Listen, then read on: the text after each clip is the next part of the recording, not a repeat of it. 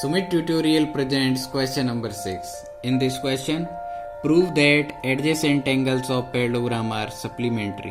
Supplementary angle प्यारे बच्चों उन एंगल्स को बोला जाता है जिनको सम करने से आंसर 180 डिग्री आता है। पैरेललोग्राम के एडजेसेंट एंगल ए और बी इन दोनों का सम आपको 180 डिग्री प्रूफ करना है। सिमिलर वे में आप सी और डी का सम भी 180 डिग्री प्रूफ कर सकते हैं। तो सबसे पहले मैंने टू प्रूफ लिखा, angle A plus angle B 180 degree और angle C plus angle D 180 degree.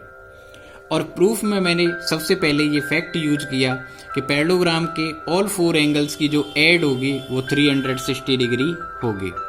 तो मैंने लिखा angle A plus angle B plus angle C plus angle D is equal to 360 degree.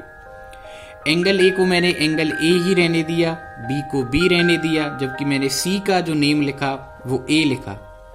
ऐसा मैं इसलिए कर पाया because I know that parallelogram के अपोजिट एंगल्स इक्वल होते हैं। इन सिमिलर वे बी और डी भी इक्वल होंगे।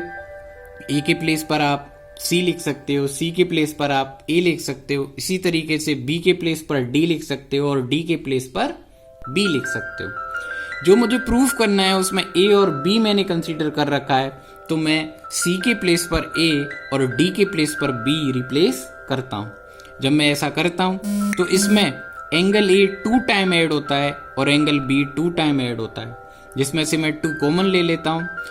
जब मैं इसमें से 2 कॉमन कंसीडर करता हूं तो ब्रैकेट के अंदर एंगल ए और एंगल बी का जो वैल्यू है वो सम हो जाएगा और इसके इक्वल में होगा 360 डिग्री। अब इस ब्रैकेट के बाहर जो नंबर है उसे मल्टीप्लाई में माना जाता है और मल्टीप्लाई का साइड चेंज डिवाइड होता है। और जब मैं 360 डिग्री को 2 से डिवाइड करूंगा तो इसका आंसर 180 डिग्री आ जाएगा।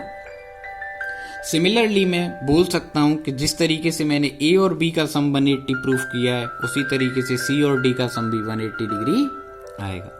तो my dear student, I hope आपको ये समझ में आ गया होगा। Thank you for watching question number 6।